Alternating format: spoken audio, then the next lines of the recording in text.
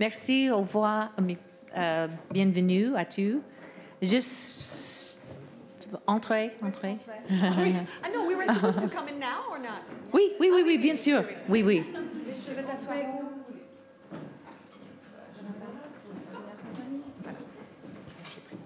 Et voilà. C'est la traduction, quoi. OK. Bon. Je souhaite d'abord remercier les organisateurs Unifrance pour ça et pour toute la conférence. Merci beaucoup. On applaudit. Aussi, je souhaite remercier nos généreux partenaires, la collection Dorchester, merci beaucoup, c'est joli ici, et Hennessy, merci. Et ce n'est pas souvent qu'on a la chance d'être en présence de ces trois femmes absolument remarquables. C'est d'ailleurs peut-être la première fois pour nous tous. Donc, c'est un honneur de vous recevoir Julie Delpy, Kristen Scott Thomas et Danielle Thompson.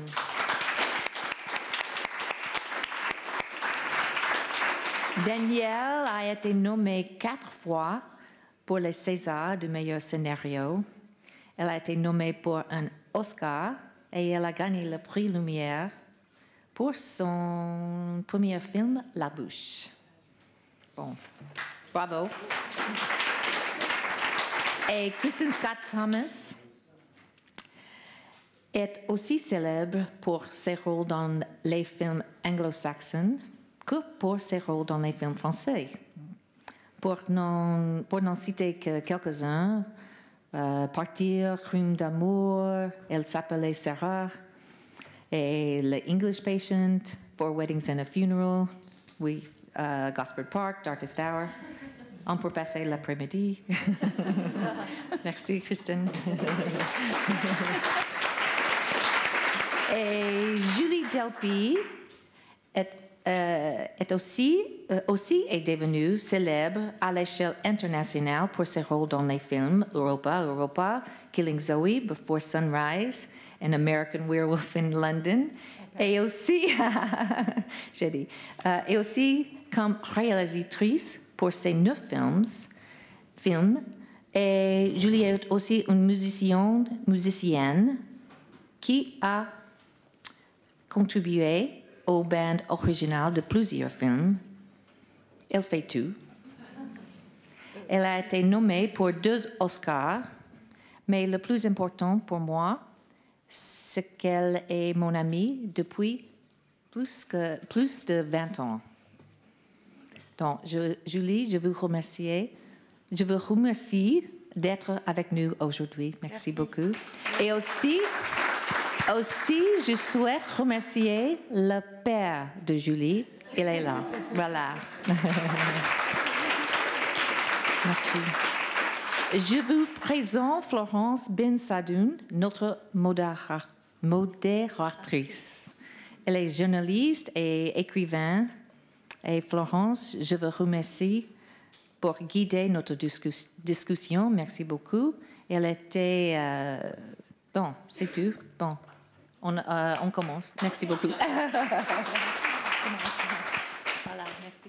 Merci, Don. Est-ce que ça marche, le micro? Parfait. Allô. Allô, Allô, tout le monde est là. c'est bon. Nous sommes toutes les trois là. Donc moi, je suis enchantée d'être entourée de ces 3 femmes puissantes, si je puis dire. Et nous allons partager un peu vos expériences. Qu'est-ce qui a fait que vous êtes arrivée là? Parce que vous avez plusieurs métiers, scénariste, actrice, réalisatrice. Parfois, certaines font le même métier, enfin les 3 métiers à la fois, je veux dire même, en tout cas pour Julie. Et comment est né, quel âge ça vous est arrivé de dire je veux travailler dans le cinéma? Danielle. Alors moi j'ai eu un papa, j'aurais bien aimé l'amener aussi ce soir, mais, et une mère d'ailleurs qui était comédien. Alors c'est à la fois une des raisons pour lesquelles probablement je ne suis pas comédienne et j'ai jamais eu envie d'être comédienne parce que j'ai vu toute mon enfance à la fois la merveille de travailler dans ce métier artistique, que ce soit le théâtre ou le cinéma, et en même temps la très difficile vie de comédien qui consiste quand même à charmer, à séduire et à attendre. Et du coup, j'ai eu envie de travailler dans le cinéma, mais j'ai eu envie de ne pas attendre et de moi être la personne qui va chercher les autres. Qui choisit les autres. Qui choisit les autres. Et donc, j'ai eu la chance d'être embarquée par mon père, qui était donc Gérard Houry, et qui a, à l'époque où j'avais 20 ans, entre 20 et 25 ans, commencé lui-même une carrière de metteur en scène, d'auteur et de metteur en scène, et qui m'a embarquée dans mon premier film qui se trouve s'appelait La Grande Vadrouille, et qui a été donc mon premier film en tant que co-scénariste. Et évidemment, c'est une expérience tellement magnifique à la fois d'apprendre un métier, de faire partie d'un grand film, qu'il ait un succès fou, oui. Que j'ai pas eu envie de faire quoi que ce soit d'autre. Voilà. Et vous aviez quel âge à ce moment-là? J'avais 22 ans. Ah oui, c'est extraordinaire. Donc ça a été une expérience magnifique, et donc j'ai vraiment, alors que je me destinais au départ à être avocate, j'ai fait un an de droit, ça m'ennuyait. Après j'ai fait de l'histoire de l'art à New York où je m'étais installée, où j'ai vécu 10 ans. Et c'est vrai que tout à coup, là, je me suis dit, c'est ça que j'ai envie de faire. Et je suis restée uniquement auteur, scénariste pendant très, très, très, très longtemps, jusqu'à ce que, enfin, en 1999, je me lance dans la mise en scène. La réalisation. Alors, je continue. Julie, vous aviez quel âge, vous, dans votre première... Moi, j'ai commencé en tant qu'actrice. J'ai mes parents, tous les deux acteurs, mon père metteur en scène de théâtre aussi, et j'ai vu beaucoup de leur travail, etc. Pour moi, ça a été très clair que j'aimais beaucoup écrire très tôt, et j'ai commencé à écrire assez vite, et j'ai toujours été... j'ai beaucoup aimé être actrice, mais j'ai aussi ressenti, et pas seulement parce que j'ai vu mes parents attendre, etc., mais j'ai ressenti déjà cette chose de séduire que moi j'aimais pas forcément, en tout cas pas forcément tout le temps être dans cette situation. Et puis surtout, au niveau créatif, j'avais besoin d'exprimer. Alors, il y a des gens pour qui être acteur, c'est complètement, par exemple, mon père, pour lui, c'est extrêmement une chose qui le contente pleinement. Mais moi, ça ne me contentait pas. Et donc, j'ai très vite commencé à écrire dès l'âge de... j'ai écrit mon premier scénario, j'avais 15 ans. Et, ah oui. Oui, ah bah, évidemment, personne n'a financé, mais... Mais non, personne n'a financé. Et donc, voilà, c'était une sorte d'Alice au pays des merveilles, mais un peu sombre, qui se passait dans les égouts de Paris. Mais, donc voilà. Mais voilà, donc j'ai commencé très très vite, parce que j'ai très vite compris que de toute façon, ma personnalité allait mieux fonctionner avec... Et je me sens vraiment à l'aise, scénariste, réalisatrice, même si j'aime beaucoup jouer, mais je n'aime pas l'état d'être actrice, d'attendre, ça me stresse énormément, et surtout de plaire, de plaire aux gens. C'est pas comme ça que je me vois, quoi. J'ai jamais ressenti cette... Je me sentais très mal à l'aise tout le temps, en fait, en tant qu'actrice, uniquement. Vous étiez très jeune. Oui, j'avais 14 ans. 14 ans, vous jouez, 14 avec ans, Godard. Vous écrivez un premier scénario, oui, c'est... Oui, très vite, je me suis rendu compte que j'étais pas faite...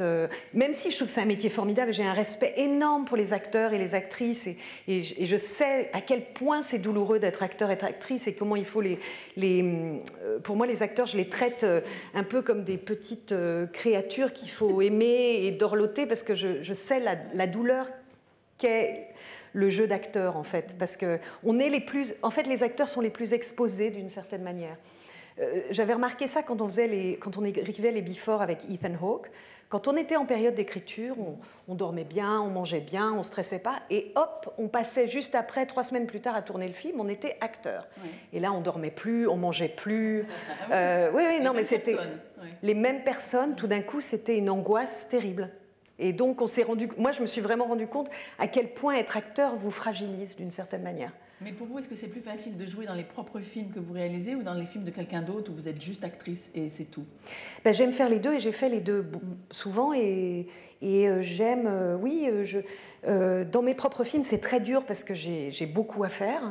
et il me faut un soutien très important, des premiers assistants, des choses comme ça. Il n'y a pas forcément, enfin ça dépend de la situation, mais et puis du chef-op et tout, mais oui, des fois c'est du repos d'être juste d'un côté ou l'autre de la caméra, oui, et pas les deux à la fois. Là, je l'ai fait récemment, là, les deux à la fois, c'était, je me remets encore du dernier film, là, je suis épuisée. Bon, voilà. C'est pas tout à fait fini, mais bientôt. Oui, dans 2 semaines. D'accord. Okay. Et vous, Christine, alors, quand est-ce qu'est née cette vocation? Alors, en fait, je n'ai jamais été intéressée par le cinéma. Voilà. Et je voulais absolument être actrice, mais pour moi, c'était la scène. Je voulais faire du théâtre.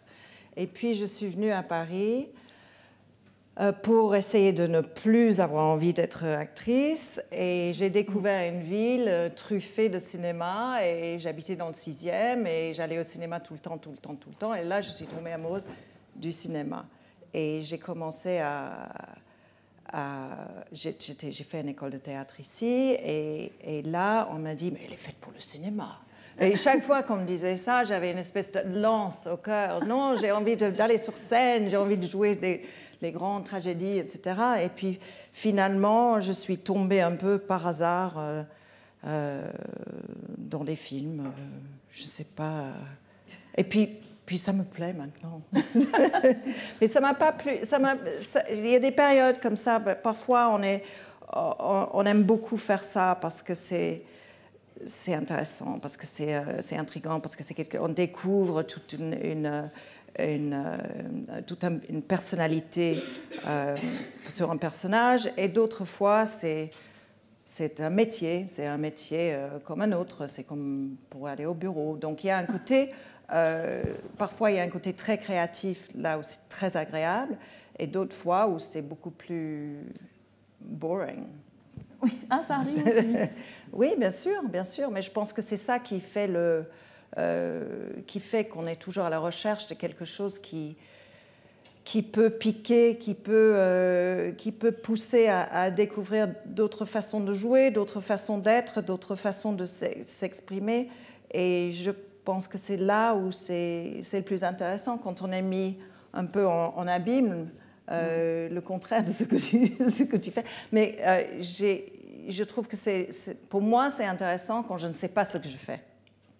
Si j'ai l'impression de savoir ce que je fais, c'est pas que ça m'ennuie, mais ça me mine. Voilà. Ah oui. Et comme Julie, je trouve que et comme Daniel a dit, c'est un métier qui est beaucoup plus difficile qu'on ne croit, pour des raisons qui sont très personnelles. D'abord, c'est difficile de trouver du travail, d'être accepté dans ce métier, mais aussi l'acte de jouer tous les jours. Vous arrivez très tôt le matin et vous partez très tard le soir, et pendant toutes ces heures, vous avez ce personnage, mais juste garé juste devant. Et il faut pouvoir piocher dans ses sentiments, dans ses émotions. Il faut pouvoir aller très, très rapidement droit au but. Tandis qu'au théâtre, il y a tout un autre rituel de mise en œuvre du jeu. Il y a une espèce de warming up comme ça. Et au cinéma, il faut être là comme ça tout le temps. Et être frémissant toute la journée. Et ça, je trouve ça très, très... C'est intéressant, c'est aussi crevant, et c'est très déstabilisant.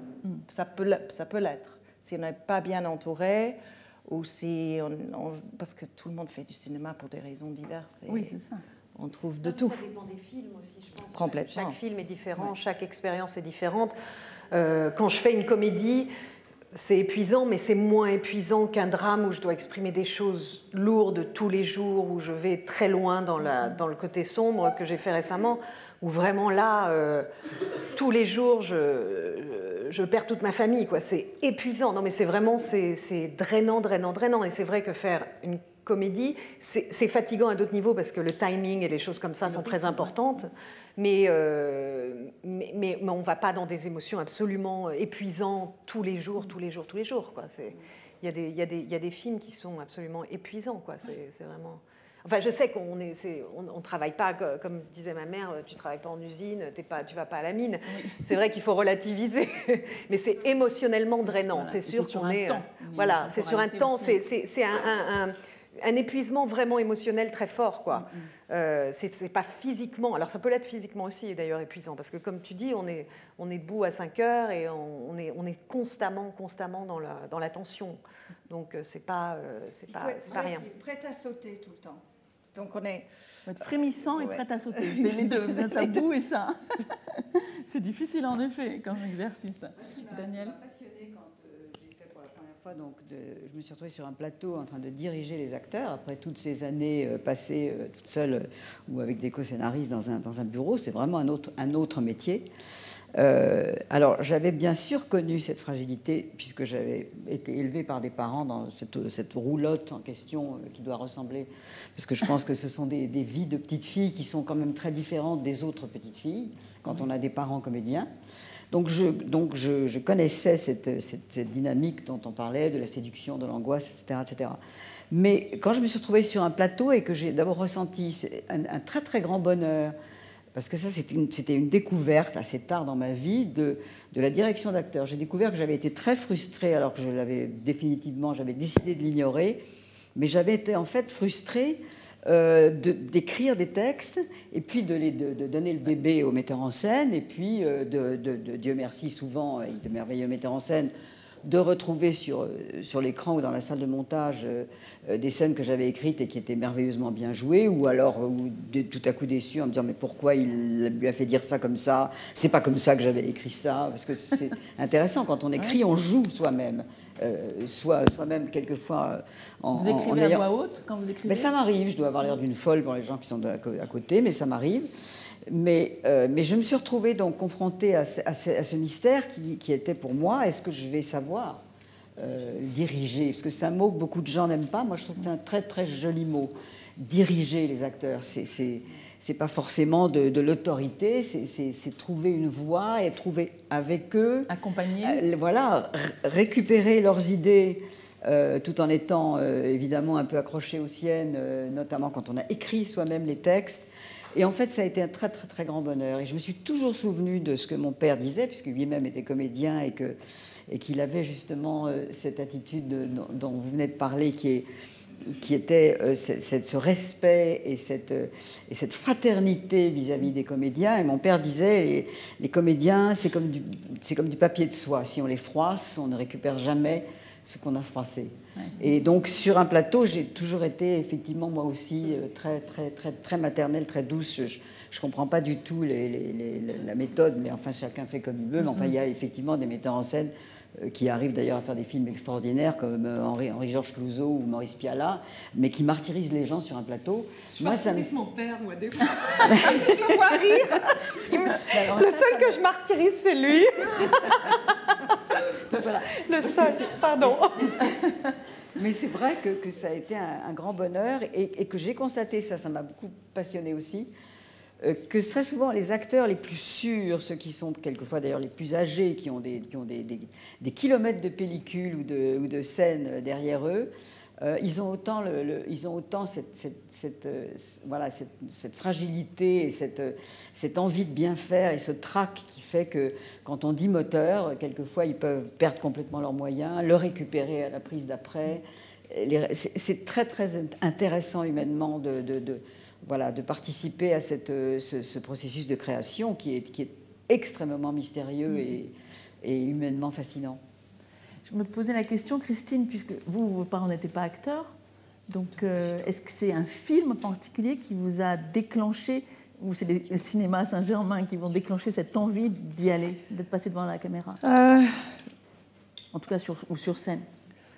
Je crois que c'est quand j'avais vu très petite fille à la télévision tard, quand j'aurais dû être couchée. J'ai regardé Un homme et une femme et j'ai vu Anouk Aimée. C'est Anouk Aimée. Oui. Et les essuie-glaces. Oui. Et l'impair. Et la plage. Et je me suis dit, c'est pour moi ça. Non, j'ai trouvé ça fascinant. Avec tellement peu de paroles, de créer une telle atmosphère. Ouais. Et vous aviez envie d'être un Ouklémé derrière, dans une voiture avec... Ouais. Ouais. Et l'idée de devenir réalisatrice un jour, c'est une idée que vous avez? C'est une idée qui m'habite. C'est pas que ça me traverse. Et c'est extrêmement compliqué. Même un peu gênant. Parce que ça dure depuis tellement longtemps. D'en avoir l'idée ou de le faire? D'essayer de le faire, c'est très très compliqué. Et souvent, je me réveille en disant plus jamais de ma vie, j'essaierai de faire ça. Mais voilà, il faut continuer, il faut continuer jusqu'à ce qu'on n'en peut plus, et puis... Jusqu'à le faire? Jusqu'à le faire. Oui.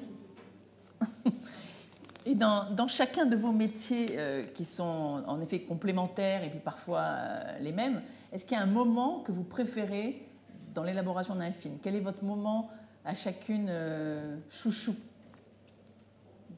C'est un métier formidable. Et ce qui est formidable dans ce métier, ce sont justement ces moments tellement différents les uns des autres. C'est-à-dire qu'il y a quelque chose finalement d'assez solitaire dans l'écriture d'un film, même si on est 2 ou 3, mais très peu. Puis petit à petit, tout à coup, on devient en préparation on est 5-6, et puis après on est 10-12, et puis après tout à coup, on se retrouve sur un plateau et les choses...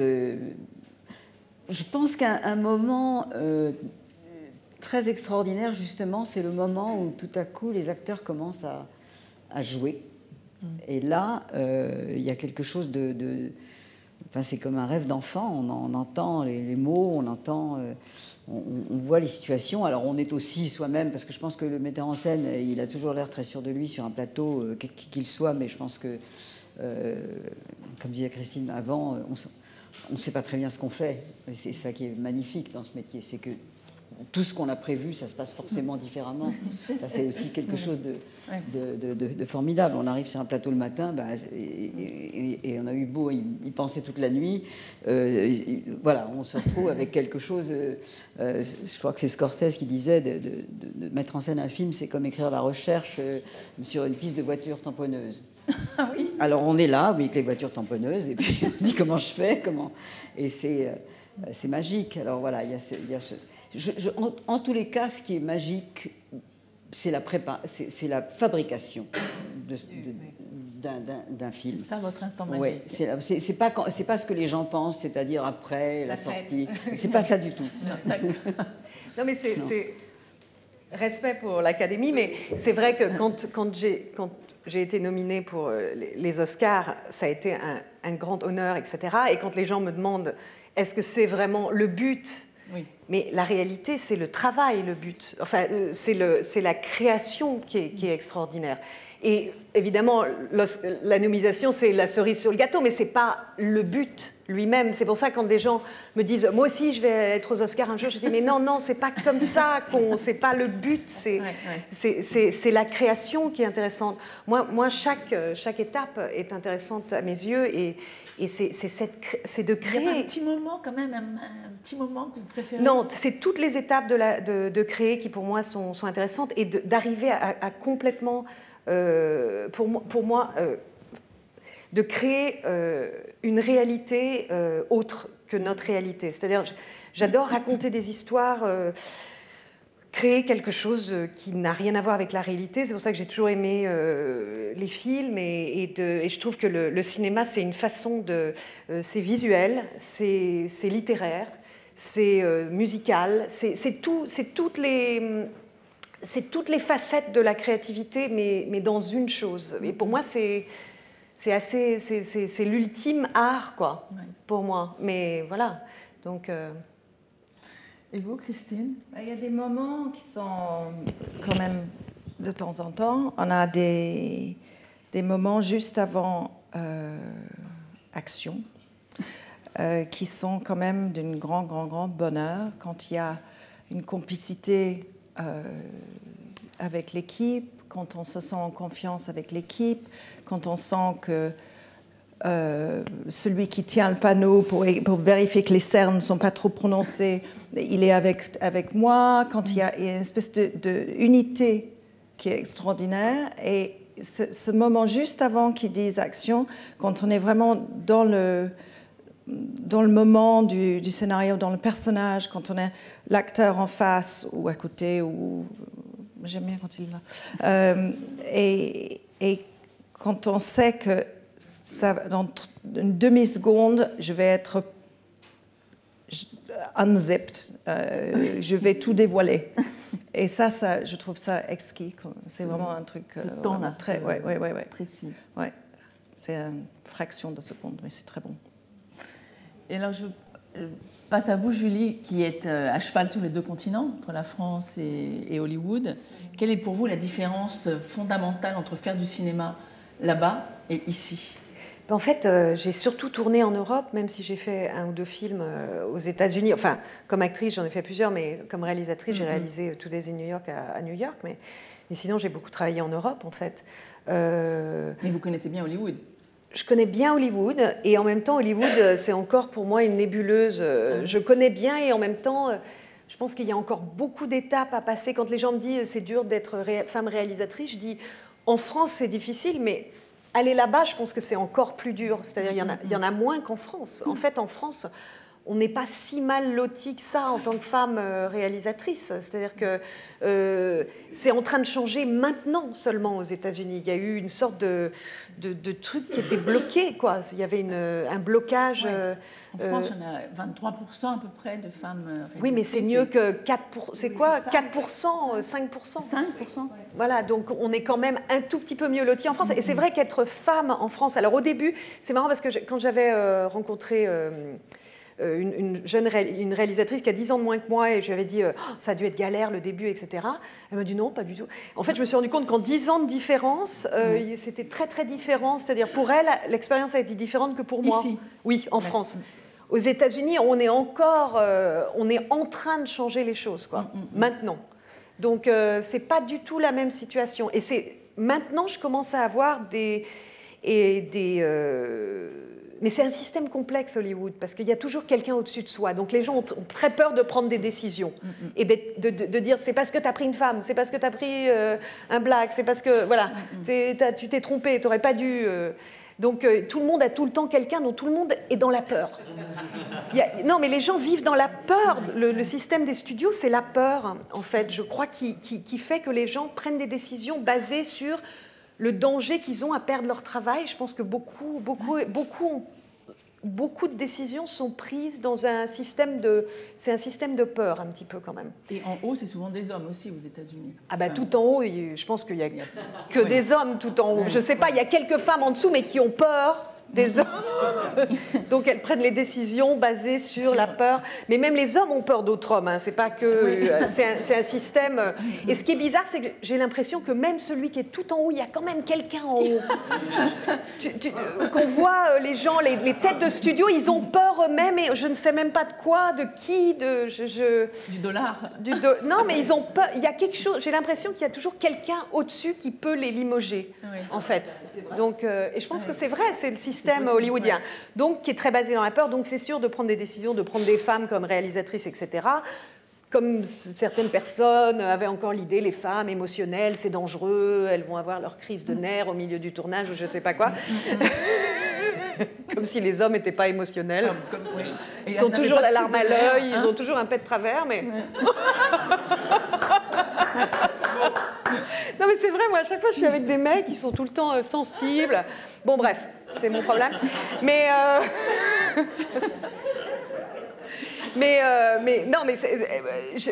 et donc voilà, je pense que Hollywood c'est un autre système, la France c'est un autre système. Je pense que c'est très très différent. Et c'est vrai que c'est plus facile, même si c'est pas facile, de monter un film en Europe. Mais j'espère que c'est en train de devenir de plus en plus difficile parce que justement il y a des systèmes qui s'installent, qui commencent à abîmer un système qui fonctionnait. Ça me fait penser tout de même au système de la télévision qui évidemment font partie des grands financement aujourd'hui, et il y a un petit peu ce syndrome aussi ici. De peur Bien sûr, mais bien sûr, parce que tout à coup, voilà, les gens sont à la tête d'un... Ah oui, mais il faut qu'un tel lise, et puis ça passe en commission, et puis la commission dit, puis il y aura une autre commission, et puis il y a le patron ou pas le patron. Enfin, il y a quand même aussi, et de plus en plus, cette sensation-là voilà, d'une foule de gens qui doivent mener leur avis, qui rentrent là-dedans des considérations sur, en effet, les échelons de pouvoir. Et ça c'est pas très agréable. Parce que ça fait que les gens ne prennent pas de risques. C'est-à-dire qu'ils veulent refaire le film qui a marché l'année dernière ou la semaine d'avant. Même casting, même histoire, même film pratiquement. Même affiche. Ça, même c'est étonnant quand on voit comment ils dupliquent les affiches d'un film qui a marché aussi. Mais voilà, donc c'est plus... ouais. Mais on peut dire quand même que pour les femmes, en ce moment, profitons de cette vaguelette quand même. Aux États-Unis, là, j'ai trouvé des chiffres hier, comme quoi, dans les 6 plus grands studios américains, tous ont donné un film à réaliser à une femme. C'est la première fois que ça arrive, ça n'était jamais arrivé. Oui, c'est en train de changer maintenant. C'est maintenant. C'est maintenant, quoi. C'est quand même emmerdant d'être obligé d'être violée pour en arriver là. Non, mais c'est... Non, mais c'est vrai que c'est terrible qu'on est obligé tout d'un coup d'arriver de parler de la sexual harassment et tout ce qui s'est passé depuis 1 an et demi aux États-Unis pour en arriver aux gens, que les gens réalisent qu'il y a une inégalité terrible, que c'est 10 fois plus dur pour une nana de faire un film, qu'on lui donne beaucoup moins d'argent. Non, mais ce qui est incroyable, c'est qu'en plus, on a une date limite pour faire des enfants, mais non seulement ça, c'est qu'il faut il faudrait les faire avant 40 ans, mais comme c'est pratiquement impossible de faire un film, parce que ça met 15 ans pour une nana à faire son film, enfin, je veux dire, c'est très dur, quoi. Mais c'est pour ça qu'on se rend compte pourquoi il y a les chiffres, là, il y a 50% de nanas qui veulent être réalisatrices dans les écoles, puis après, dès qu'elles sortent de l'école, il y en a plus que 20% qui font les films, et puis après, il n'y en a plus qu'1% qui fait les films dans les studios. C'est parce qu'en fait, au bout d'un moment, à force de se battre, quand on se bat 3 ans et qu'on arrive à faire un film, c'est bien. Quand on se bat 8 ans pour faire un film et qu'on arrive à peine à le faire avec enfin, peut-être 2/3 du budget qui était prévu, ben c'est très dur à survivre, quoi. On n'est pas aidé par... et au bout d'un moment, les gens laissent tomber. Ce que je comprends très bien. Même ce que tu disais par rapport à ton film, à un moment, t'en as ras-le-bol de te battre. Parce que tu peux pas te battre 10 fois plus que les autres. C'est pas normal que... et ça, aux États-Unis, ça a été longtemps comme ça, qu'à cause de son gender, à cause de son... je sais pas comment dire en français. De son genre. De son genre, à cause du genre féminin, on a plus de barrières. Et en plus, il y a la possibilité d'être violée, en effet. Et en plus, il faut séduire, parce que c'est pas juste... C'est ça le truc qui me rend cette obligation de séduire, je trouve ça insupportable. Ah, mais c'est insupportable. Et moi, ça m'énerve. Et d'une certaine manière aussi, ce qui m'énerve, c'est qu'on est dans un système, et les gens vivent dans des systèmes et ne se battent pas contre. C'est-à-dire, on accepte des systèmes. Pendant des années, on accepte un peu ce qu'imposait, j'allais dire Trump, non, ce qu'imposait Weinstein. D'une certaine manière, c'était presque accepté. Tout le monde le savait, on acceptait. Il n'y a pas que lui, il y en a des centaines. Il n'y a que lui qui est tombé. Oui, il n'y a que lui qui est tombé, mais je veux dire, il y en a des centaines, c'est presque une blague. Mais on acceptait ce système, et les femmes l'acceptaient aussi avec une limite, mais aussi rentrer dans ce jeu de la carotte de l'âne. On fait un peu comme si, et puis les agents aidaient un peu aussi en disant il faut quand même être gentil. Il y avait tout ce jeu comme ça qui, moi, me rendait mais dingue. Et pendant des années, les gens ont laissé couler ça. Et c'est vrai que mais ça va prendre du temps à se défaire, cette chose, je pense. De séduction, que la femme doit séduire. Quand je vois, par exemple, en tant que femme, j'ai pas de mentor qui m'aide, homme. J'ai plein de gens que j'admire, ils sont pas mes mentors. J'ai l'impression qu'il faudrait que je sois leur petite amie ou leur ex-petite amie pour qu'ils soient mes mentors. Les hommes n'ont pas de problème. Spielberg, il est le mentor de plein de jeunes hommes un peu nerdy comme lui, et je vous jure qu'ils n'ont pas couché avec lui. Non, mais c'est sûr. Et donc, il y a ce rapport toujours un peu quand même qui est malsain. Et tant que ça ne changera pas, et je pense que c'est aux nouvelles générations, non mais il y a un problème quand même, tant que c'est les nouvelles générations qu'il faut qu'ils imposent ça, mais aussi que le jeu ne soit joué d'aucun côté. C'est-à-dire que si certaines disent oui, ça fausse tout. Si certaines jouent de certaines choses pour la réussite, ça fausse tout. Weinstein n'est pas devenu Weinstein en 2 minutes. Il est devenu Weinstein parce qu'il a eu le message que c'était possible avec certaines personnes. Mais c'est au-delà du cinéma, ça. Oui, mais ça dépasse bien le cinéma. Ce qu'on dit là s'applique Mais ça s'applique à tout, aux dentistes, à la secrétaire du dentiste qui a couché avec les dentistes. Ça s'applique à tout le monde, au sport, à la télévision, à tout. Et pas, le cinéma, c'est un truc qui est dans l'exposition, donc c'est facile d'attraper ça en premier. Mais ça sert de vitrine aux autres aussi. Voilà, mais la réalité, c'est que c'est partout dans la politique, dans le journalisme. Le drame, c'est quand le dentiste te plaît et que maintenant, tu ne peux plus coucher avec lui. Oui. Ça, c'est embêtant. Bon. C'est vrai, ça va arriver. Mais j'avais relevé l'année dernière, c'était Rachel Morrison qui avait été nommée aux Oscars en tant que directrice de la photo pour Mudbound. Et elle avait déclaré que quand les hommes ont le bénéfice du doute, les femmes au même poste doivent toujours prouver qu'elles sont capables. Alors, on doit tourner 5 films à $1 million avant d'en faire un à 2 millions. Et 5 à 2 millions avant d'en faire un à 10 millions. On a toujours besoin d'affirmer qu'on a des compétences techniques, qu'on est bonne, alors que les hommes... Ils le font une fois et c'est bon. Non, mais c'est incroyable parce que moi, je vois que quand même, j'ai fait des films qui ont quand même tous plus ou moins marché. Mais à chaque fois, c'est comme si j'étais back to one. I'm back to one. Je reviens, je suis pratiquement à zéro. Je reviens à zéro, pratiquement. Enfin, il y a un petit effort. Si je fais une autre comédie, juste après une comédie, là, peut-être que boum, ça va aller. Mais sinon, je reviens à zéro, quoi. Je vois même quelqu'un qui fait un film qui ne marche pas du tout, il en fait un après. Oui. Mais moi, si je faisais un film, je ne sais pas, c'était Edith Cresson qui avait dit ça il y a 100 ans. C'est sympa pour Edith Cresson. C'est qu'on saura qu'il y a l'égalité entre les hommes et les femmes quand une femme médiocre aura un poste important. Oui. Mais pour moi, c'est exactement ça. Elle avait raison, je pense. C'est exactement ça. C'est-à-dire que là, pour l'instant, les femmes qui s'en sortent, c'est celles qui se battent comme des tigres. C'est celles qui font Enfin, je ne sais pas, il y en a d'autres, c'est peut-être autrement qu'à direct. Mais bon, bref. Et non, mais c'est vraiment, c'est pas qu'on est les meilleurs, mais c'est qu'on n'a jamais lâché le truc.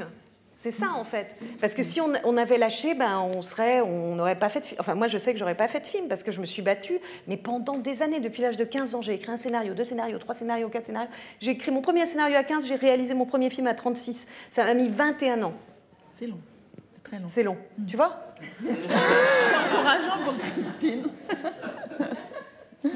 Mais il y a aussi un mouvement là, aux États-Unis de grandes actrices qui ont promis qu'elles allaient jouer, on appelle ça le 4%, je sais, vous avez entendu parler de ça? Où elles vont jouer dans des films de femmes? Dans des films de femmes, dans les 18 mois. Non, j'y crois pas dans les 5 minutes. J'y crois pas, j'y crois plus, je veux la preuve. J'ai plein de scénarios.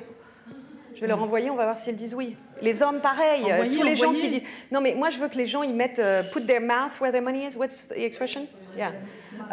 Ils mettent leur argent ou leur bouche.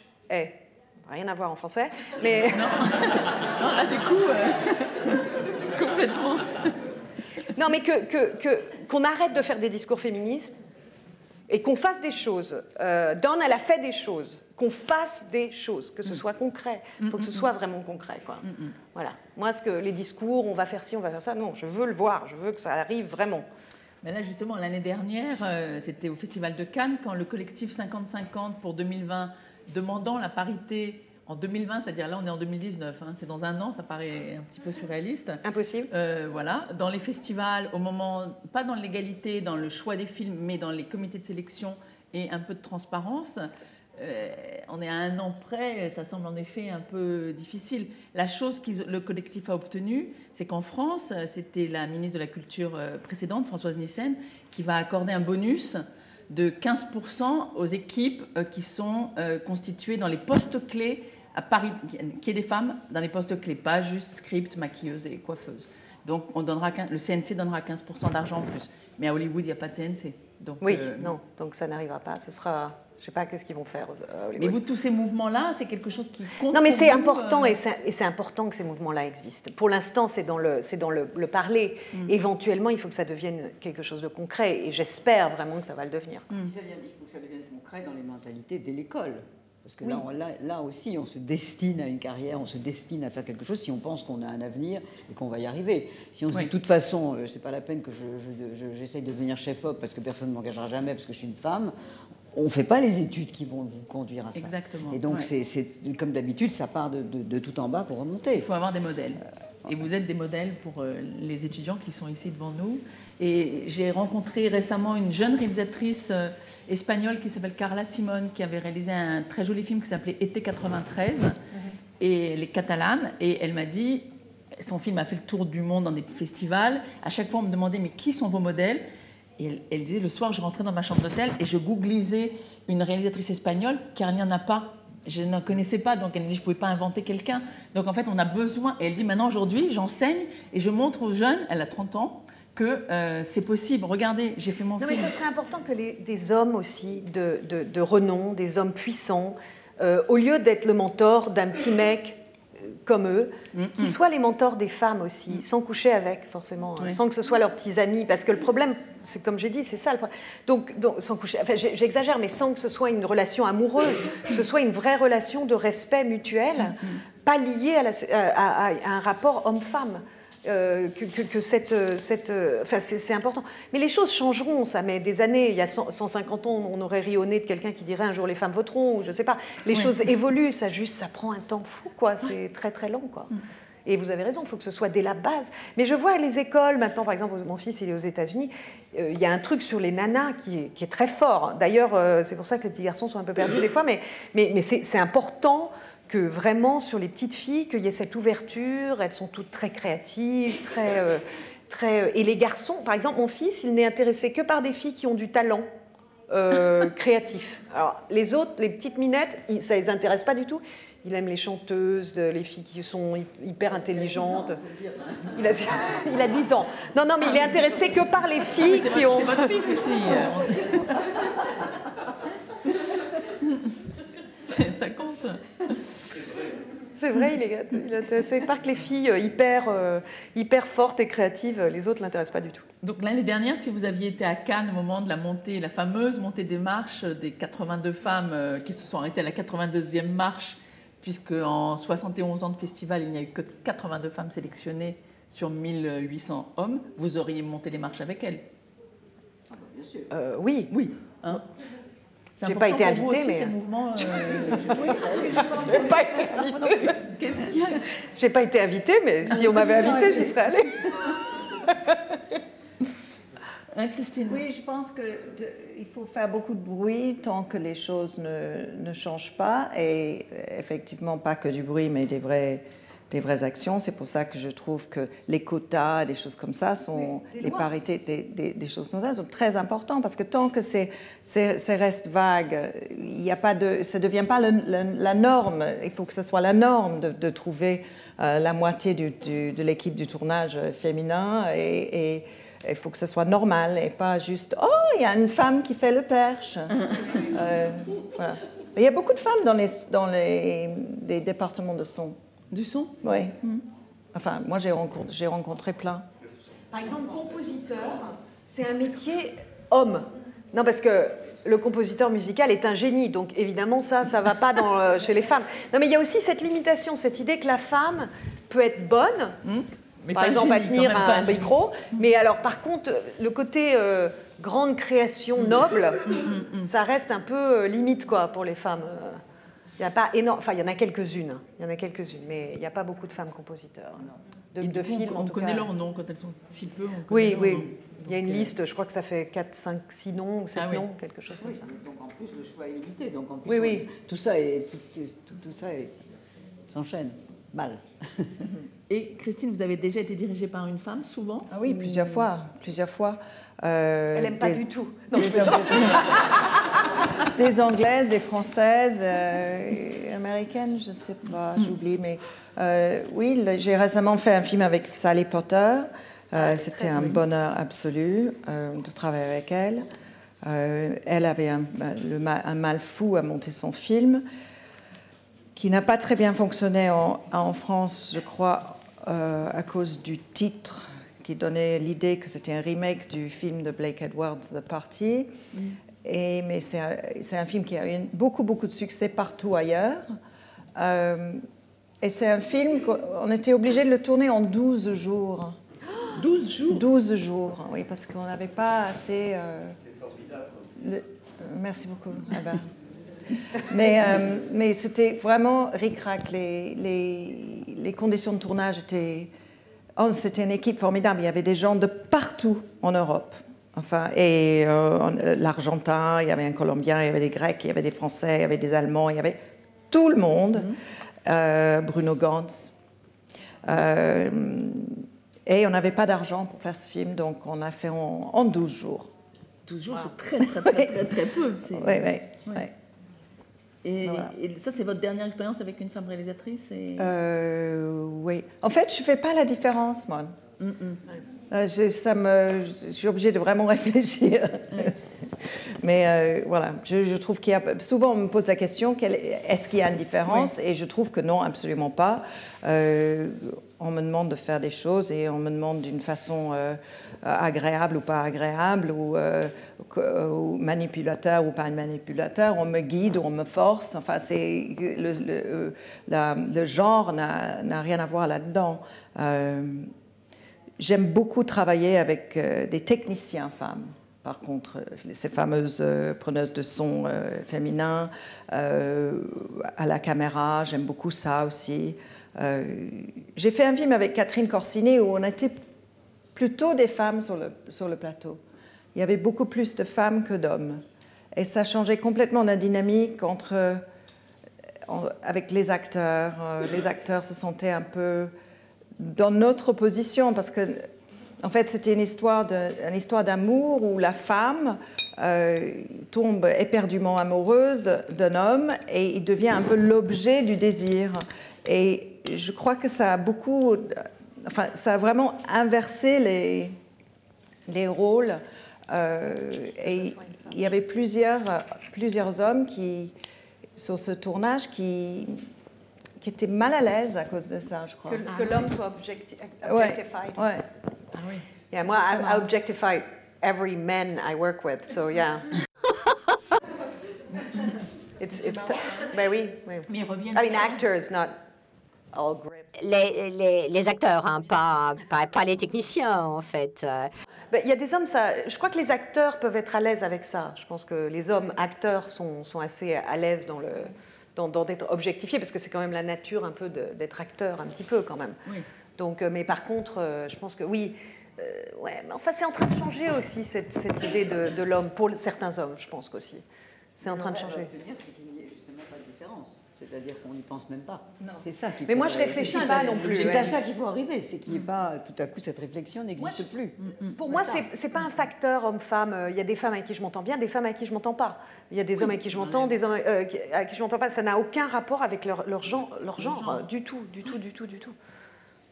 Mais est-ce qu'il ne manque pas aussi, parce qu'on parlait de modèle, que vous soyez un modèle pour des élèves qui aspirent à devenir réalisateurs, scénaristes ou actrices, mais aussi dans l'écriture des rôles, parce qu'en fait, ce qui compte aussi, c'est qu'il y ait des très beaux rôles féminins. Il y en a de plus en plus. Vous trouvez? Oui. Et on se bat tous pour les mêmes. Et non, il y en a des très, très beaux. Ça y est, moi, je commence à lire des choses qui sont des femmes qui ne sont pas victimes, qui ne sont pas battues, c'est des femmes héroïques.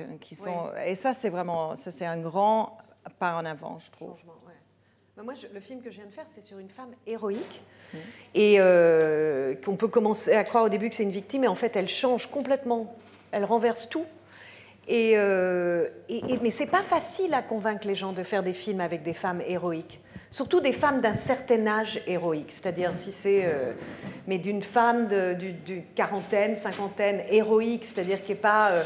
je pense qu'aux États-Unis, il y a encore cette image, la femme, à partir de 50 ans, on la met au placard, et elle a 3 phrases dans le film, et elle se plaint beaucoup. Mais c'est en train de changer. Oui, mais c'est en train de changer, heureusement. C'est en train de changer. Mais pendant longtemps, j'ai vu des films qui me choquaient beaucoup dans le manque de dimension des personnages féminins en général. En général. C'est surtout, moi, le manque de dimension, c'est toujours l'homme et toutes ses dimensions, toutes ses facettes, etc. Et la femme a une chose à exprimer. Et c'est vrai que ça, c'est en train de changer, mais c'est... Donc là, vous recevez des scénarios... Par tonnes. Non, oui, je reçois quelques-uns de temps en temps, qui sont vraiment bien, avec des rôles magnifiques, oui. Ah bah ça, c'est mais une très bonne nouvelle. Mais on prend toujours Meryl Streep à la fin.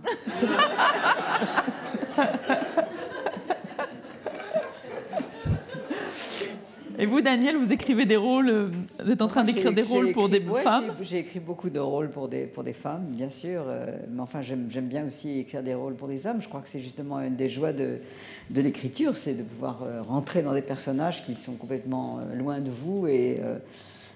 Bon, voilà, moi, quand j'ai commencé, bien sûr, avec mon père, alors on écrivait des rôles pour Bourvil et de Funès, donc il fallait se mettre un petit peu dans la tête de personnages très différents. Et puis après, Belmondo et tout ça, mais c'est vrai que... Des actrices comme les autres. La bûche, j'ai quand même... Ouais. Voilà, j'ai eu envie de faire des portraits de 3 femmes, et puis, comme je suis fille unique, en fait, j'ai toujours été absolument fascinée par les fratries, parce que je n'ai pas connu ça, et je trouve que c'est passionnant, les gens qui sont élevés par les mêmes personnes et qui partent dans des directions tellement différentes. Et toutes les familles vivent ce genre de choses, et donc voilà, c'était un petit peu un des thèmes de la bûche, mais j'ai choisi 3 femmes. J'aurais très bien pu imaginer que c'était l'histoire de 3 hommes, en fait. Oui. Donc je pense qu'instinctivement, j'avais envie de ça et de parler des femmes. Puis après, j'ai écrit effectivement beaucoup de rôles pour les femmes. Et ce qui est très curieux, c'est qu'on m'a souvent dit, bon, pas pour le dernier film dont deux hommes étaient bien sûr Cézanne et Zola, c'était tout à fait autre chose. Mais avant, dans tous les films qui sont pratiquement tous des comédies, pas des films comiques, mais des comédies, je fais toujours un peu la distinction. On me dit toujours, mais tu es très dur avec les hommes. Je dis, mais non, pas du tout. J'adore les hommes, au contraire. les personnages des hommes sont magnifiques. Non, pas du tout. Ce sont les femmes qui sont... Et c'est vrai que instinctivement, j'ai envie, probablement profondément, d'écrire des personnages de femmes qui ne sont pas des victimes, qui sont, ou qui, si elles le sont, qui renversent la situation, parce que c'est un petit peu ça l'héroïsme aussi dans la vie de tous les jours. Et donc, oui, je pense que c'est magnifique d'écrire des bons rôles de femmes. Alors, je pense aussi que l'arrivée de la télévision et de tout ce qui se passe maintenant, de toute cette révolution qui se passe, fait qu'en effet, on a maintenant plus forcément toujours le héros, le flic est un héros, mais il y a maintenant des femmes qui jouent en effet des inspecteurs, des flics, des filles sur le terrain. Tout ça est en train aussi d'évoluer. Et c'est qui est évident. Dans la vraie vie parce aussi, que bien sûr, il y a une balance qui se fait. C'est-à-dire qu'à partir du moment où une femme est une héroïne, qui est une femme flic ou une femme d'action, les hommes ont des rôles moins beaux. Parce que simplement... Mais ça peut donner envie aussi aux vrais gens qui vous regardent de faire ce métier. On n'aurait pas eu l'idée avant, puisque c'est un processus d'identification aussi qui compte. Mais là, avant de passer le micro dans la salle pour qu'on vous pose des questions, sur vos projets sur lesquels vous êtes en ce moment, vous êtes en train d'écrire un nouveau film? Non, là, je suis en train d'écrire une série de télévision. Bon, encore une fois, je pense qu'il ne faut pas faire la différence. Il faut se dire qu'on travaille le mieux possible et qu'on essaye de surprendre et de raconter. Alors, le grand plaisir, c'est dur, mais le grand plaisir, c'est d'avoir tout à coup d'enlever cette frustration de regarder tout le temps l'heure quand on fait un film en se disant oh là là, si je dépasse 1h40, 1h50, 2h, oh là là, comment on va faire, etc. Là, on a quand même c'est un grand bonheur de pouvoir justement rentrer dans des personnages secondaires d'une manière plus précise. Donc j'écris cette télévision qui est... Vous en êtes au stade de l'écriture, là? Oui, et qui est d'ailleurs une histoire de femme, puisque c'est basé sur... autour des années 50 et 60, c'est-à-dire maintenant pratiquement un film historique. En costume un film historique, un film en costume. Donc, enfin, c'est en maillot, exactement, puisqu'il s'agit déjà des très jeunes années de Brigitte Bardot. Oh là, ah oui. À travers d'ailleurs ce que cette femme a représenté. C'est vraiment un personnage vraiment de l'époque, c'est-à-dire on ne parle pas de la Brigitte Bardot d'aujourd'hui, on parle de cette jeune fille de 15 ans qui en effet, et on n'est pas du tout en 68, parce que tout le monde situe un petit peu cette révolution, cette explosion sexuelle en 68, en fait on est en 56, donc on est très proche de la guerre, on est 10 ans après la fin de la guerre, et tout est gris, et tout est encore très imprégné d'une certaine manière presque par le 19e siècle, y compris la condition des femmes. Et c'est vrai que cette jeune fille, Elle a changé beaucoup de choses à l'époque, et c'est intéressant. Et Dieu créa Brigitte Bardot. Il est obsédé par Brigitte C'est vrai, Bardot. Regardez encore ses photos à midi. Alors, non, mais c'est un personnage qui a vraiment fait. Voilà, il y a eu une révolution et. Bon, on est curieuse, hein. Donc, curieuse passionnant. de voir ça. Donc, Julie, on sait que vous êtes en train de finir en post-prod, oui. Voilà, donc un film qu'on pourra voir. Un film sur une femme héroïque, un film qui va pas plaire, je pense qui va plaire à beaucoup de gens et c'est un film très controverse. Quel est le titre? My Zoe. C'est sur une mère et sa fille, mais c'est ça va très loin dans la controverse. Je pense que c'est un film qui prend d'énormes risques politiques, sociopolitiques, donc on verra comment ça se passe. Et je développe deux séries et je suis en écrit. Enfin, je travaille sur un film sur une grande chanteuse américaine des années 60, fin 60, et je fais plusieurs choses parce qu'en fait, comme j'essaye de faire, en fait, je mets jamais tout. J'ai compris plusieurs casseroles sur le feu. Parce que j'ai compris comment ça se passait pour les films, c'est-à-dire que ça m'a mis 8 ans à monter financièrement ce film-là. Donc, entre-temps, j'ai fait Lolo, j'ai développé d'autres choses, etc. J'ai écrit d'autres scénarios. Parce que je sais que ça prend un temps fou. Donc, je fais 10 choses en même temps pour être sûr qu'il y en a une qui... Il y a bien un moment, un truc qui va coller au plafond, qui va tenir. Quoi. Une crêpe. Une crêpe. Et vous, alors, Christine? Alors, moi, je suis en train de terminer une comédie que j'ai tournée... Enfin, j'ai joué dans une comédie... à l'automne, une comédie anglaise avec énormément de femmes parce qu'il s'agit d'une chorale de femmes, de militaires en Afghanistan et c'est une histoire de comment ces femmes survivent avec l'absence de leur mari et elles commencent à chanter. Donc c'est très sympathique et on a des reshoots. Quelque chose qu'on ne fait pas du tout, j'ai l'impression, en France. C'est quoi reshoot? Quelqu'un? Des retakes. On retourne des scènes, parce qu'on fait visionner le film à un public, et le public dit « mais je ne comprends pas ça » ou « je ne comprends pas ça ». Donc, on va refaire des scènes pour que le public comprenne. C'est une autre façon de faire... de faire du cinéma et du théâtre aussi, c'est pareil.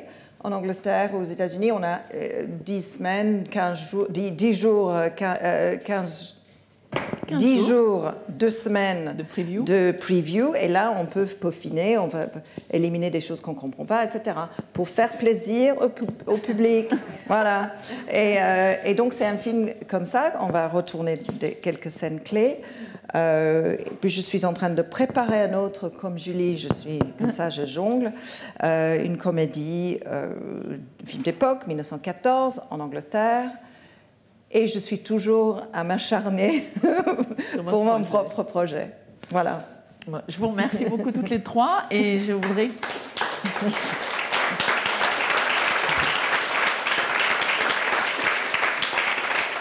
Il y a un micro qui circule dans la salle pour que vous puissiez poser des questions.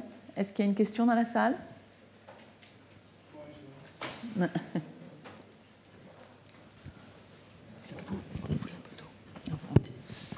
Bonjour et merci d'avoir partagé vos expériences, c'est très inspirant. Pour ma part, je suis un homme et si ça se voyait pas. Et donc je suis comédien et pour arrêter d'attendre également, j'ai écrit mon premier film qui est en développement et j'ai une question qui trotte dans ma tête. J'ai jamais vu ce que vous disiez, un genre homme-femme. J'ai travaillé avec des réalisatrices superbes qui m'ont fait énormément apprendre, des chefs opératrices, des scénaristes. Et si je réalise ou que je fais mon propre film, je prendrai pas je choisirai la personne, homme ou femme, en fonction de son travail et ce qui m'a plu chez elle et ce qu'elle va défendre, ce qu'elle peut apporter au projet. Homme ou femme confondu, donc moi, en tout cas pour moi, je ne vais pas rester sur un genre. Et je me demandais si c'était pas générationnel, si c'était pas notre génération avait peut-être une vision différente et une ouverture différente, parce que je sais que dans mon entourage, ça revient souvent et Non, mais c'est sûr. C'est sûr, comme je l'ai dit, une réalisatrice qui a 10 ans de moins que moi, quand je lui ai dit ça a été dur au début, elle me dit non, pas du tout. Ça a déjà évolué énormément par rapport à... parce que moi, j'ai connu un enfer pour 20 ans pour faire mon premier film. Je ne pense pas que ça arriverait maintenant, 20 ans pour faire son premier film. C'est aberrant. Donc, on n'en est plus là, heureusement, quoi. Mais c'est vrai que c'est arrivé, que ça a été une histoire. C'est la réalité de ce que beaucoup de générations de femmes ont vécu, et que tant mieux que c'est en train de changer, mais qu'il faut que ça continue à changer et que ça reste une réalité et pas un truc. Et que d'autres pays, comme les États-Unis par exemple, que ça change aussi, parce que comme je l'ai dit, ça a changé en France. Ça change doucement là-bas. Voilà, on n'est pas. Je pense aussi qu'il ne faut pas prendre ça comme étant totalement acquis. Et il faut protéger les avancements que nos générations ont fait, nous et les femmes avant nous, parce que les choses peuvent changer. Comme on voit partout dans le monde, les choses font marche arrière. Donc il faut vraiment protéger cette espèce d'égalité et les choses que vous, votre génération, prend comme étant complètement normales. Non, ce n'est pas normal. Enfin, ça a pris énormément de temps pour que ça devienne normal, et protégez-le parce que ça risque de redevenir... mais je suis très pessimiste. Non, mais moi, ma mère était dans les mouvements féministes dans les années 60, et moi, j'ai souffert du manque de féminisme dans la société du cinéma de ma génération, de la quarantaine. Donc c'est une réalité qu'il y a eu déjà une génération, c'était un peu mieux, mais il y avait encore énormément... C'était pas là encore, c'était pas facile encore. Donc là, ça va un peu mieux, essayons que ça aille encore mieux, et puis éventuellement... Mais c'est pas complètement idiot ce que je dis, parce que je crois qu'aux États-Unis, il y a moins de films qui sont faits par les femmes maintenant qu'il y a 10 ans ou 15 ans. C'est en train de baisser. Non, donc, je crois moins qu'il y a très longtemps. Non, je crois que si c'est... là, en ce moment Oui. Moi, j'ai écrit un film sur des gens qui faisaient des films en 1905, et donc j'ai bien étudié ce qui se passait dans le cinéma en 1905, c'est-à-dire au tout début du cinéma. Il y avait des femmes. Il y avait plus de femmes réalisatrices qui, petit à petit, ont mergé vers le montage. Et c'est pour ça qu'il y a, je pense, beaucoup de femmes monteuses aussi. C'est parce qu'en fait, comme elles restaient à la maison pour s'occuper des enfants, les maris allaient tourner les films, et le montage était considéré comme quelque chose de très important à une période vers 1910. Et donc, elles restaient à la maison, ils faisaient les films ensemble, hommes et femmes. D'ailleurs, je pense que c'était Griffith, c'était sa femme qui montait les films, ou je ne sais plus quelle. Et donc, en fait, c'est devenu cette sorte d'association... où l'homme s'est mis à réaliser, partir dans le Far West tourner leurs films, et la femme était à la maison et montait, ce qui était essentiel. D'ailleurs, le montage, c'est une partie essentielle. Mais il y avait des femmes, ça a commencé avec pas mal de femmes réalisatrices. Il y avait une femme qui s'appelait Alice Guy Blaché, qui a été à Gaumont, la femme qui a fait les premiers films. Les premiers films de fiction étaient faits par une femme, en fait. Oui, Alice Guy Blaché, c'est ça. Et elle était aux États-Unis, elle avait émigré aux États-Unis. Elle avait un studio. Voilà, et elle a fait des films de fiction qui ont été perdus et qui ont été récemment retrouvés. Enfin voilà. Donc il y avait plus un univers féminin, et moi j'essaie de monter ce film depuis, alors là ça fait 15 ans celui-là, d'une femme réalisatrice en 1910, et avec un rôle de femme extra, avec un rôle d'homme extra, le mari comique un peu à la Buster Keaton. Et c'est pas évident parce que les gens sont timides, les acteurs ont peur aussi. Vous savez, les acteurs ils disent qu'ils vont être dans les films, excuse-moi, mais il y a certains acteurs qui veulent être aussi en accord avec la mouvance. Donc c'est pas toujours aussi simple qu'on ne croit. C'est pour ça que je veux de l'action et moins de paroles. Mais bon, c'est génial que votre génération, vous n'avez pas à gérer l'enfer que... L'enfer, j'exagère, mais enfin si, un peu l'enfer. Ça a été l'enfer. La frustration, non mais c'est l'enfer, parce que quand on est quelqu'un de créatif et qu'on ne peut pas l'exprimer, qu'on ne peut pas le faire, pour des raisons qui vraiment sont pas normales de ne pas pouvoir le faire, c'est vraiment frustrant, ça vous ronge de l'intérieur. Ça vous ronge, c'est vrai que ça vous ronge. Moi, j'ai été rongée de l'intérieur pendant des années, c'est pour ça que je suis un peu aigrie. Tout va bien. Est-ce qu'il y a une autre question dans la salle ? Au fond, là, s'il vous plaît.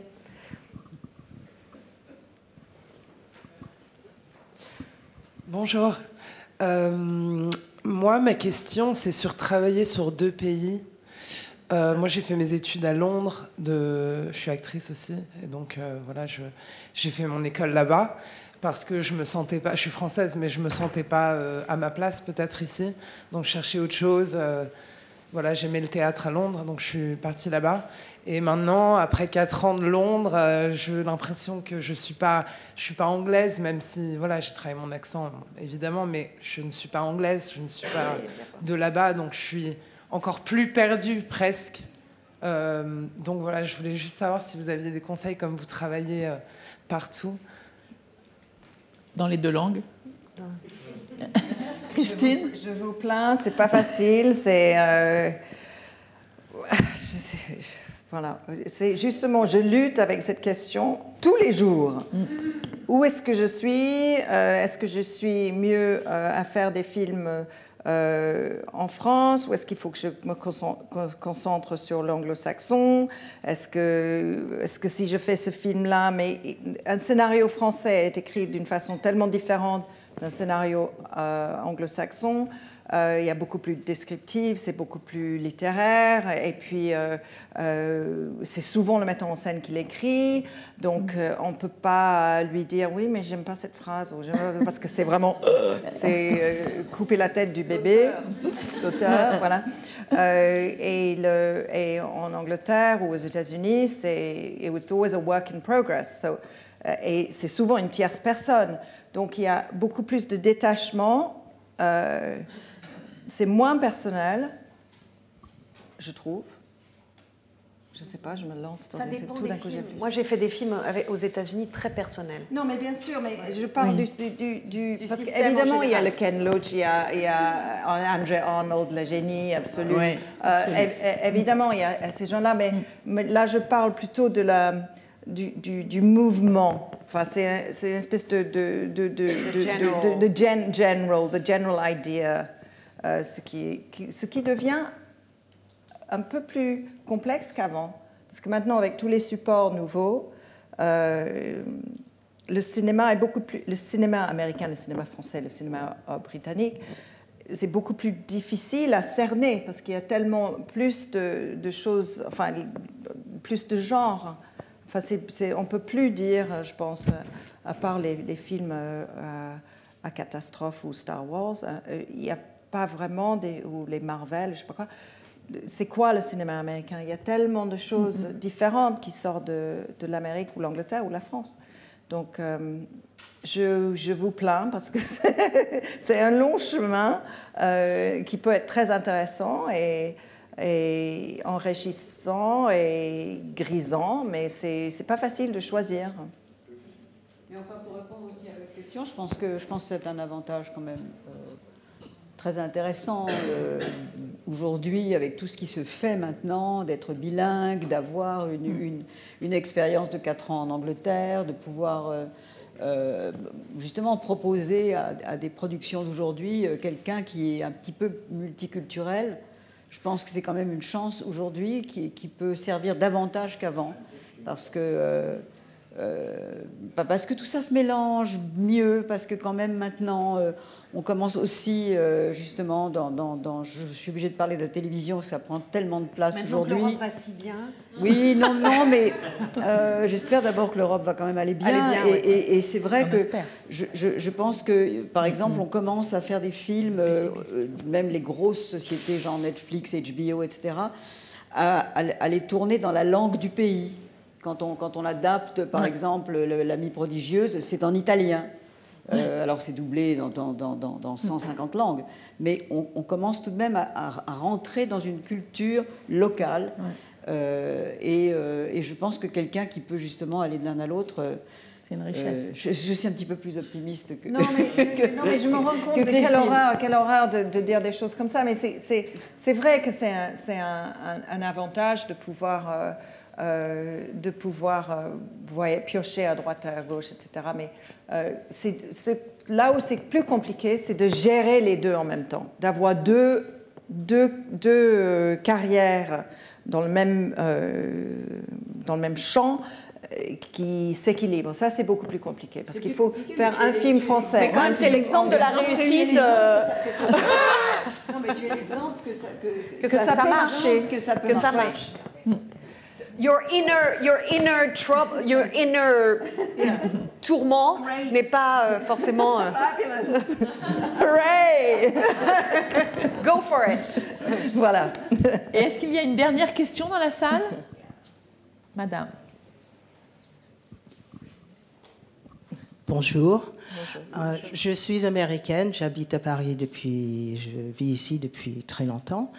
Et comme j'ai entendu parler des quotas, MeToo, tout ça qui vient plutôt des États-Unis ou des anglo-saxons, est-ce que vous êtes aussi concerné ou vous soutenez aussi la diversité derrière la caméra et devant?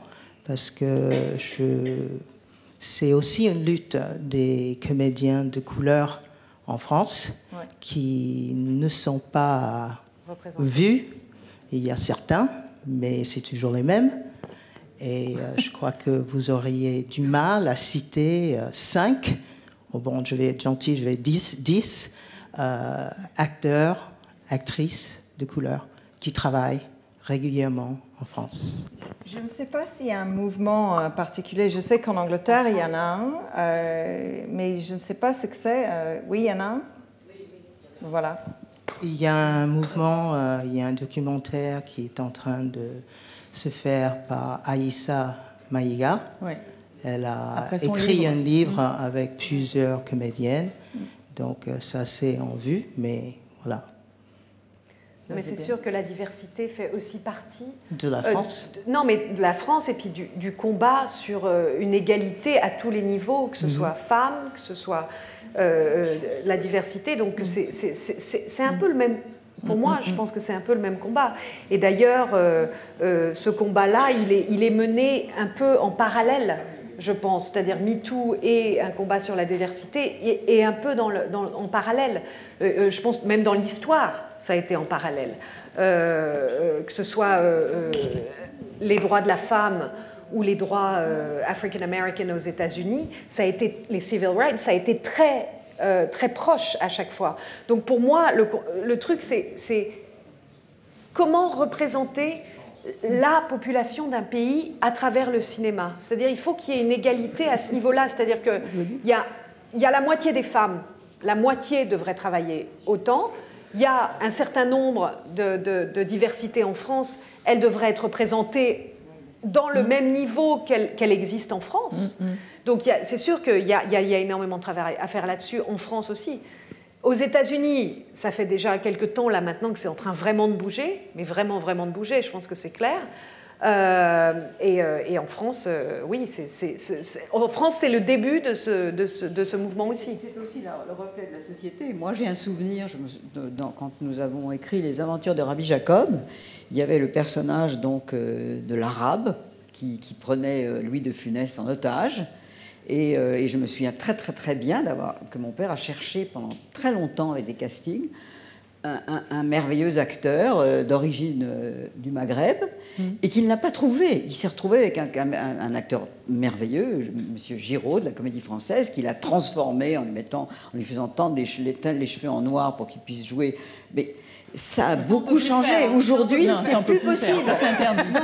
Non, mais c'est pas plus. On peut plus faire. C'est que Dieu merci, on peut faire autrement. On peut faire autrement. C'est le reflet de ce qui se passe dans la société aussi. Aujourd'hui, on peut en plus. Alors, le but n'étant pas du tout, mon exemple n'est pas très bon, parce que le but étant maintenant, surtout, de pouvoir dans les castings imaginer un acteur ou une actrice de couleur sans que ça joue un rôle dans l'histoire. Exactement. C'est ça l'important. C'est que ça rentre complètement il y a pas mal de films qu'on ne pense même pas à ça, qu'on se dise voilà, ça peut être elle ou elle de n'importe quelle couleur. C'est ça où il faut arriver. Oui, c'est comme la pub. Depuis des années, si c'est pas un produit qui est directement lié à l'origine, comme le cacao, on peut avoir des Noirs. Mais c'est la même chose avec le café, on peut avoir des Brésiliens. Je vais dire, c'est vraiment aussi basique que ça. Mais pour moi, ça ne s'arrête pas uniquement là, ça s'arrête à l'âge aussi. Par exemple, l'autre jour, je voyais une publicité pour le film de quelqu'un que je connais, avec un acteur de 50 ans et l'actrice avec lui qui joue sa femme de 30 ans. Et je lui envoie un petit texte, je lui dis « Alors, c'est l'histoire d'un mec de 50 qui sort avec une fille de 30 ?»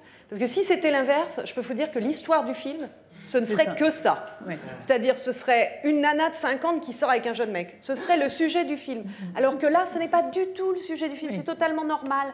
Mais ça aussi, c'est un combat à faire. Moi, je pense qu'il est important. Ça, en France, on connaît ce scénario. Ça, c'est en France. Hein, oui. À la présidence. Au plus haut niveau. Ah non, mais dans l'autre sens, oui. Là, c'est pour ça que les gens l'aiment pas, d'ailleurs, je pense. Non, mais bon, bref. C'est pour ça que tout le monde aime Trump. Non. Je plaisante. Dans un sens, oui. Bref. Il y a une intervention de... Oui, bonjour, Françoise Pams du CNC. Je voulais vous dire que donc, sur la diversité, on a une commission sur la diversité. Ce n'est pas suffisant. On travaille à la faire travailler mieux et surtout avec toutes les personnes de 50-50 avec qui on a fait un travail rapide en un an pour faire avancer justement la parité dans le cinéma qui va maintenant aller sur l'audiovisuel. On a notre nouvelle tranche de travail, c'est la diversité. Et j'espère qu'il y aura des belles annonces au moment du Festival de Cannes sur ce sujet-là. Donc sachez en tout cas qu'il y a pas mal de personnes qui travaillent sur ce sujet et qu'on espère bientôt pouvoir apporter une amélioration, parce que rien n'est jamais gagné et on ne fait pas les choses d'un coup. Mais on est dans le bon chemin, disons. Voilà. Je voulais juste vous dire que c'est très pris en compte en ce moment.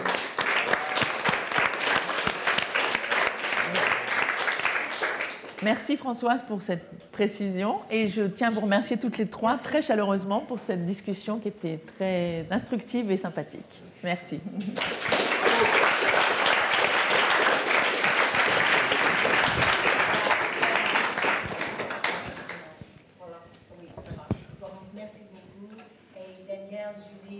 Merci beaucoup. Et je veux remercier, je souhaite vous remercier tout le monde, mais merci pour parler franchement et pour toucher tous les sujets, tout ça. Merci. OK? Merci. OK, à tout à l'heure. Et Unifrance, bravo. Merci.